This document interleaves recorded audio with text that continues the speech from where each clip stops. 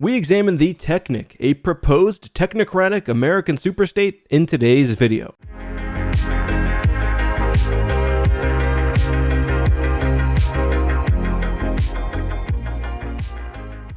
Hey guys, this is Justin. Hello and welcome to another video. We're obviously diving very heavily into the more part of the channel's Star Wars, Halo, and more motto by examining the technocratic movement of the early 20th century. Although the idea of a North American technocratic state called the Technate was most prominent as an idea in the 1930s and 40s, elements of the discussion are still very relevant to the modern times. Alright, let's start from the very beginning. The technocratic movement aimed to create a North American technocratic government. A technocracy can be distinguished from all other forms of economic or social order, whether communism, capitalism, socialism, democracy, fascism, etc., because its primary focus is organizing society around science and especially engineering. What this means in practice is that all decisions in the government or society would be made by scientific experts. Now, the detailed specifics of how the government would actually run can vary depending on the person theorizing,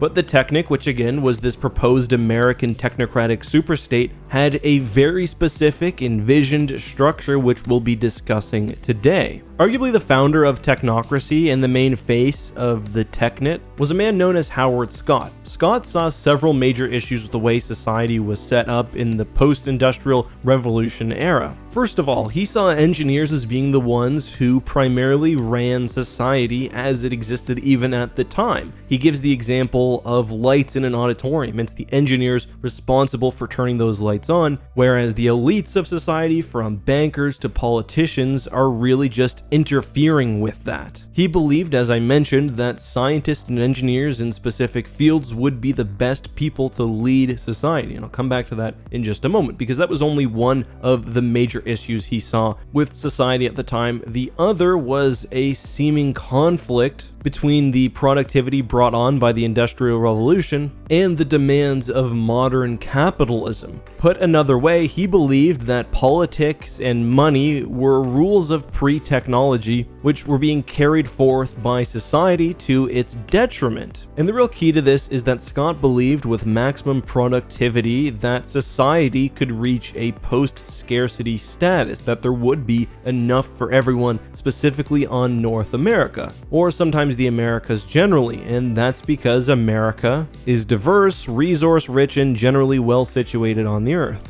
I will note for context though, most of the discussions that I've read about the technocratic movement usually are just talking about America and Canada, but that could simply be because that's where the movement was the most popular. Anyway, when I talk about the conflict between pre-industrial era capitalism and post-industrial era productivity, one of the things that Scott pointed to was jobs. People were being made obsolete by advanced technology, but were either being forced into work by the social system or technology was being slowed down to prevent job loss, thus slowing society's overall productivity. His argument was that a technocratic society would allow machines to work for you, to quote-unquote let the machines wear the overalls. I'll get into the specifics of this when I look at the rules of the Technate, but he envisioned a society where the struggles between the technological and sociological systems no longer existed, and where people could thus be much more free. So those are two really main elements of the technocracy and thus the envisioned Technate, and that's the rule of science and a post-scarcity society where all benefit. But how would it have actually worked? Well, first of all, at least Canada and America would cease to be independent states and would become one superpower. Pretty much every social and economic position in society would be removed, and where there needed to be a replacement, it would be in the form of an engineer or a scientist. Now, many of these positions, like bankers, would not need to be replaced because one of the key aspects of the Technate was the abolishment of money. Instead of earning and accumulating wealth, there was the idea of the continental accounting system, which would track somehow the continent's-wide expense of energy. And yeah, that's as crazy as it sounds. Everything would have an energy value placed on it. So a computer, for example, takes a lot of energy because it has a lot of parts which need to be mined and refined, then manufactured, etc. To pay for things, you would get an energy voucher. Every single person above the age of 25 in the Technate would get the exact same amount of energy, and all their purchases would be tracked. At 25, you would also be expected to enter the workforce if you could, but would only be expected to work for 20 years at less than 20 hours a week with nearly 100 days of vacation a year. So obviously like a tenth of what someone in American society at the time would be expected to work if they were lucky enough to have a job. But again, if you didn't work, you still got the energy credits either way. Unsurprisingly, Howard Scott actually described the system as further left than communism, and that does feel pretty accurate. Of course, when the idea of a technocracy was very popular, it was in the Great Depression, an era without social safety nets, but we'll discuss that at the end of the video. The Technate, of course, was decidedly anti-democratic. It was led only by a few experts, and the way this would have been done is that doctors would choose a chief doctor, machinists would choose a chief machinist, and they would be responsible for making the decisions in society. As you can see, the Technate relies heavily on the idea of these almost godlike, infallible engineers. You can also see why it's sometimes described that the Technic had the idea of liquidating the worker and the bourgeoisie. It was argued that the Technate would not only provide all the essentials for everybody, but because of the increased productivity due to the imagined increase in technology, even the richest would have their standard of living improved. The Technate would give room for people when laid off or when not working to study, to express themselves through the arts, and those were also some of the main arguments for the form of governing. Of course, besides for the love of technology, there's no reason to be an engineer or a scientist or even a chief engineer or scientist in the Technate because you're not paid anymore, but that's a philosophical argument for another day. One of the final arguments of Howard Scott was that in the Technate, many problems which plagued modern society would also be solved on their own, primarily crime. He believed that with all basic needs covered, crime would significantly decrease. Alright, so that's the idea of the Technate, and I think I've provided the arguments for a technocratic government. What are the arguments against? Well, I think the main one is that while this almost utopian society sounds nice, it's very, very naive. The criticism can be broken down to several key points, which I'll touch on. First of all, not all problems can be answered by science, and even if they can be answered by science, there's not always a consensus. Although economics is admittedly a soft science, it's a great example of an area where there are diverging opinions on everything from productivity and management theory to sort of macroeconomic systems. Most modern legal systems also realize that what logically may be best for most of society will disproportionately and seriously harm minorities within society,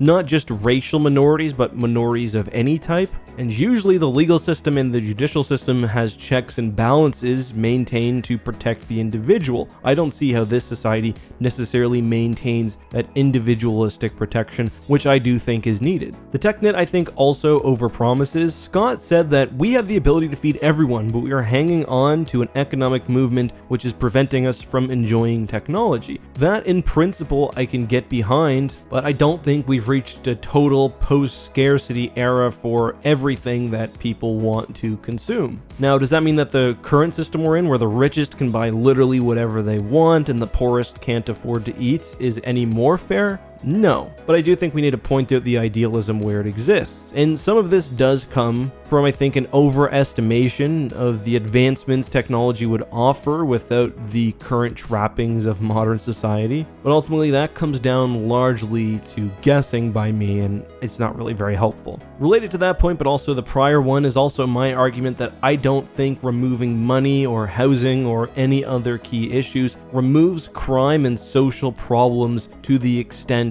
that the technocrats would have us believe. Although some murders are committed over money, lots are committed for other reasons. Although some elements of racism and sexism are tied to money, that's only a part of the total story, and I don't think that Technate would be the kind of society that helps improve those issues, or really even cares to improve them. Alright, so that's the breakdown. What happened with the Technate? Are we living in one today? Well, no. The idea of a technocracy waxed and waned inversely with the prosperity of the Americas in the early 1900s. So in the 1930s, when people were struggling under the Great Depression and were out of work, the idea of the technocracy was very popular. But into the 50s and beyond, as America especially was booming, the idea became less popular. Howard Scott would also die in 1970. He was a very charismatic figure and a face of the movement, and it really fell further and further into obscurity from that point on.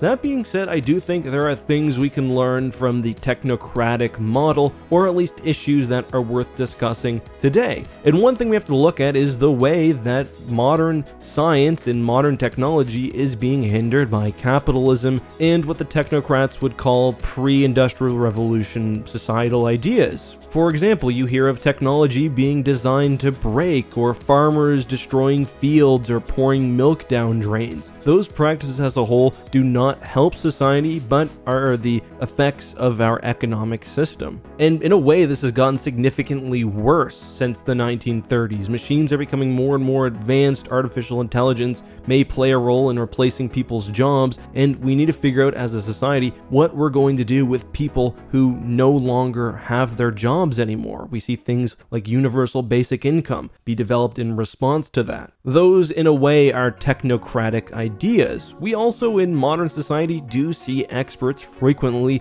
leading parts of society and the government. To interject my own opinion, I don't believe that engineers and scientists would do any better at leading the government. I think that it's better to freely elect people who can then rely on experts. I think lawyers, for example, are commonly politicians because they're good at understanding and writing laws, and because there's an element of communication that works well at that level. I do think, however, that we should be encouraging our legislators and our policymakers to adhere to scientific principles as much as possible where appropriate. It is also interesting how engineers have naturally moved to running the world now. Not engineers chosen or selected by the government, but people like Mark Zuckerberg, and how in a way we're seeing energy credits being used to purchase things with crypto and whatever else. But guys, that's all I had for today. I hope you enjoyed this very different discussion of the Technic. I know there probably wasn't a lot to look at during this video, but I hope you enjoyed it nonetheless. Let me know what you think down below. Now, we're getting into the era of politics, so remember to be respectful and let your opinion be known without